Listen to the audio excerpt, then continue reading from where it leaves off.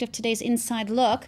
My guest today is former U.S. Congressman Robert Wexler. After serving as a Democratic member of Congress for 7 terms, he now heads up the S. Daniel Abraham Center for Middle East Peace. Congressman Wexler, thank you for joining us. Thank you.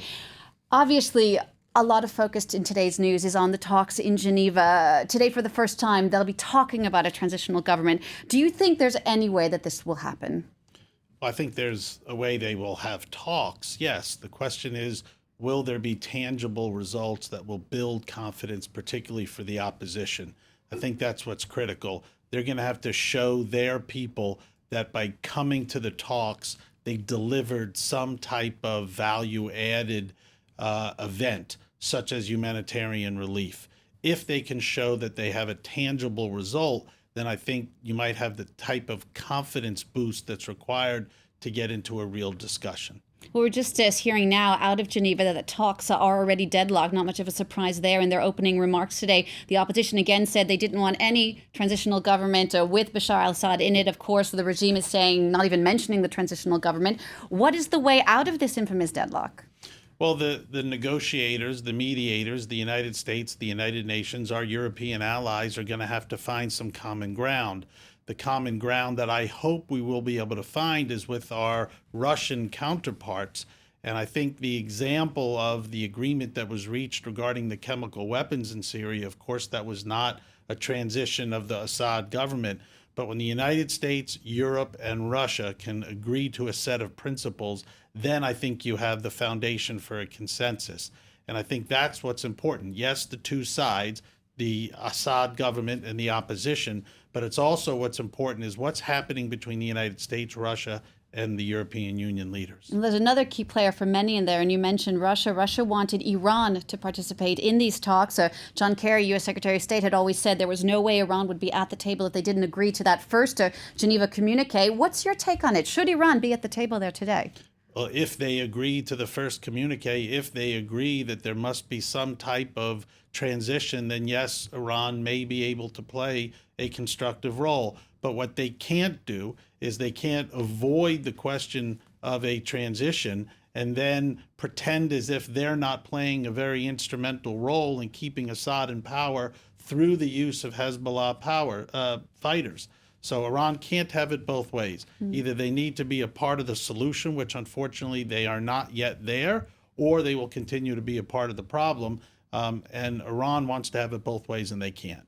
Congressman, today some reports came out that the Israeli Air Force bombed a Syrian base in Latakia, an airport in northern Syria. It's still unconfirmed, but there have been many reports of Israel targeting Syrian weapon caches. What kind of impact might that have on the situation in Syria? Of course, there are fears that those weapons could go to Hezbollah, increasing its ability to attack Israel. Are those fears justified? Well, of course, from the Israeli perspective, they are justified. And Israel has said over and over again and acted consistently that when they perceive that their interests are threatened by a transfer of weaponry, they will act. And so apparently, if the reports are correct, they have done so in this case. I do not think it will endanger the situation between Syria and Israel. And in the sense of Hezbollah, what I think it continues to show is that they are now divided. They no longer are true to their original purpose, which was, of course, to engage against Israel. And it's yet another example for the Arab world in particular that Hezbollah is in essence now an agent of fighting other Arabs, an agent in the war against the Syrian people. And that, I think, is very important in terms of establishing the credibility of what is being done or attempted to be done in Geneva. Understand that Iran and Hezbollah are very much a part of the problem here. Absolutely. There's been fighting as well on the border of Lebanon, attacks inside Lebanon. In Iraq, a group linked to al-Qaeda has branched out from Syria into Iraq with the consequences that we've seen in the past few weeks.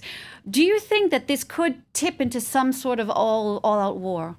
Well, I don't know if it'll be an all-out war, but it's certainly a escalating degree of chaos, an escalating degree of violence, of which, of course, threatens mostly the people of the region, but it also, of course, threatens Europe, it threatens Russia, it threatens the Olympics that are about to happen.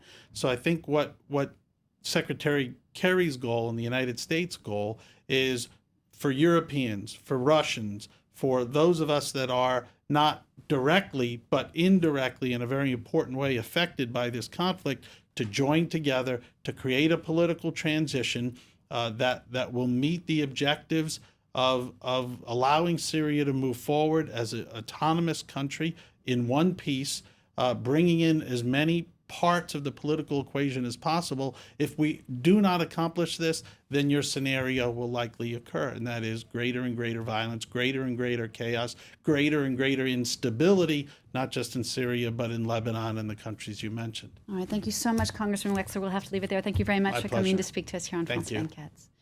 All right, next for all of you handball fans, happy news here in